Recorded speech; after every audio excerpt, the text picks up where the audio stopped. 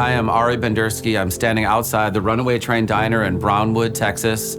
I'm going in to meet Weston Jacobs of Weekly Watson Ace Hardware to talk about a very special story that happened right here in town. How are you, Ari Bendersky? Ari. So nice to meet you. Yeah, good to meet you. Thanks for meeting me here. So we're here to talk about the Central Texas Veterans Memorial. It was destroyed. Tell me what the Veterans Memorial is all about, why it's here, and then what happened that night.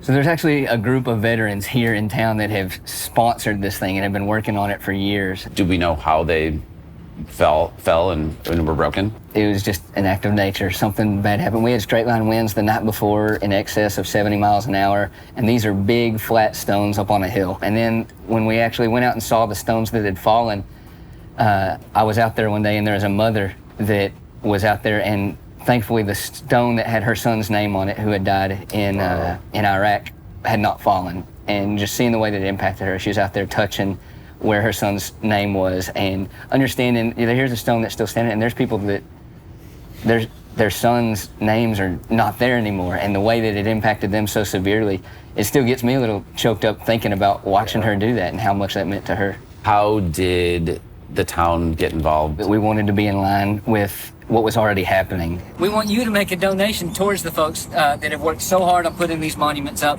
so that we can enjoy them here in Brownwood. Come make a donation, walk away with a piece of history, and we'll see you soon. People from all over the nation called in, drove in. We had people from New Mexico drive in. We used the function that we've noticed through ACE, that round up your change that we use for Children's Miracle Network. Yeah. We actually did that for the Veterans Memorial too, so that folks could actually round up their change at the register. And then we auctioned off some of the pieces of the stone that had broken, some of the larger pieces that had emblems and names on them. A doctor here in town who had served came up and got in a bidding war with another fella there at the very end, the tail minutes of the silent auction, and they just ran that thing up about $2,000. Wow. And we were all in awe of what was happening right there.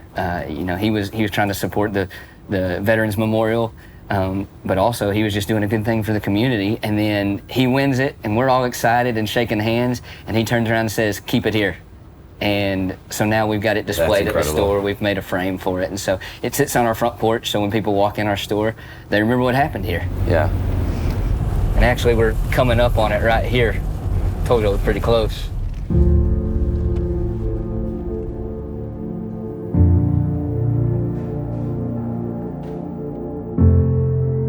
After the memorial was damaged, it hit a nerve, okay? Yeah. And people were more aware, because whenever there's a disaster, people in their nature want to help. Absolutely. That's just human nature. But what do you say to the people of the community and from around the country, and I think even maybe the world, who donated to make this happen? What message would you like to send to them? Thanks to the organizations here that help the different people come together on GoFundMe or just donations. Somebody better slap me, I'm gonna go back to tears. Well, they've helped us so much. The fact that we live in a community where people respond to something like that, it's like a big family. Yeah. Okay. There was an American Legion post in Minnesota that gave us money.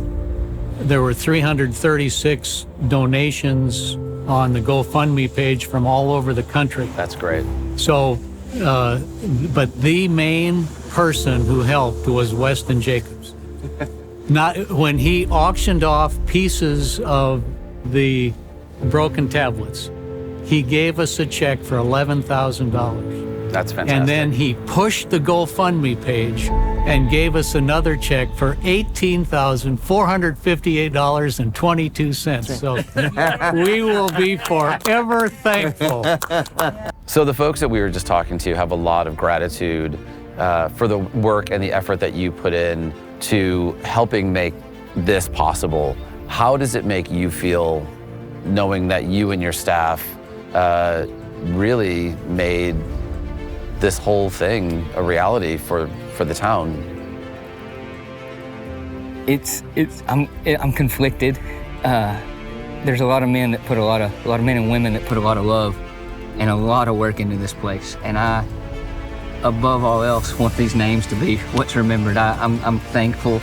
I guess I'm thankful for their thanks and for them appreciating what we did, but we have such a small part in this story that I know there's men that took loans to help this thing get kick-started.